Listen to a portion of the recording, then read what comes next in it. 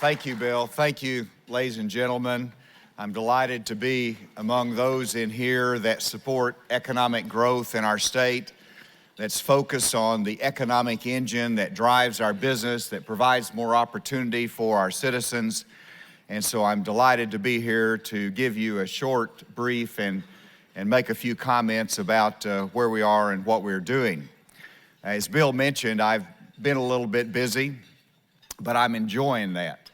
This week I was in Dallas on Monday, meeting with key economic developer agencies, but also site selection groups and CEOs that look at doing business in Arkansas. I followed that by going to Washington, D.C., where I competed with Governor Terry McAuliffe in Virginia. And I said Arkansas is the right place to do business. We were on a national platform, and I was able to talk about how federal regulation hurts us in Arkansas. I returned here and doing the work here, and I'm enjoying every second of it, focused on economic development, but there's a lot of different parts to make that successful.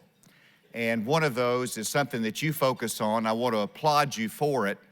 Randy, you and your team and all of the chamber in focusing and reminding us the importance of job skill development and career education. And for that reason, I wanted just to let you know that we have a workforce cabinet that I lead, in which Charisse Childers, who's here, others, higher education, Johnny Key, Daryl Bissett, all of us meet together trying to break down the silos to make sure that we're focusing our money, our energy, our resources on effective workforce education in this state. You take the lead on that. We're implementing it. We actually have had 4 new regional career education centers that have been created since I've become governor. Part of that initiative, as Bill mentioned, was our computer coding. We have some of the statistics in. We have over 4,000 students that are taking computer coding in our high schools for the first time.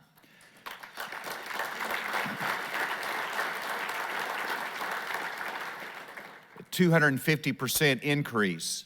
We're already to 2/3 of the way to the goal that I have over 4 years. We're ahead of schedule.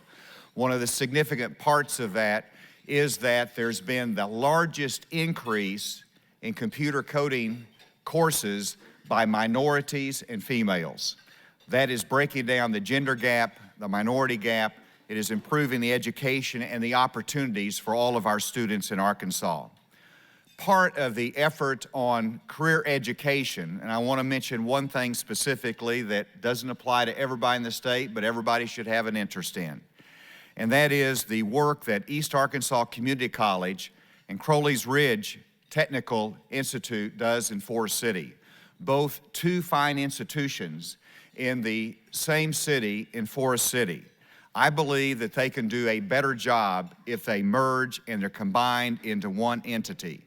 It will strengthen the programs that are offered to the students, and it is about the students.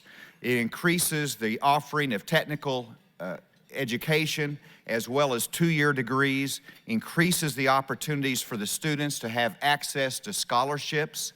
A technical school does not have the availability of our lottery scholarships. They will have that in the 2-year college as a community college. The East Arkansas Community College has a secondary career centers providing access to high school students. That opportunity is expanded for both the high school students and the colleges and their students when that would be combined. And so they're debating that now. I've indicated that the governor supports that merger because it will provide greater access and opportunity for our students. As part of that effort, we're looking at continued efficiencies across the state of Arkansas in government. You've been an advocate for that. We continue to support it. Finally, I mentioned where I was earlier in the week. As Bill mentioned, I'll be heading to Japan and China on Sunday. We'll be 3 days in Japan, and then we'll be heading 5 days in China. It is important for the governor of Arkansas to market this state, to bring opportunity. In Japan, we have 18 businesses in Arkansas that have Japanese investors or ownership. 18 businesses with over 5,000 employees in this state. I'll be able to knock on their door. But I'll also be able to go to China, where you contrast it, we have 0 Chinese-owned companies in this state versus 18 in Japan. We need to open doors. We need to create that opportunity and increase the investment here in this state. It takes a governor to market this state, and let me tell you, we've got a great story to tell, and I'm delighted to have the honor of telling that story for the state. Thank you for your work.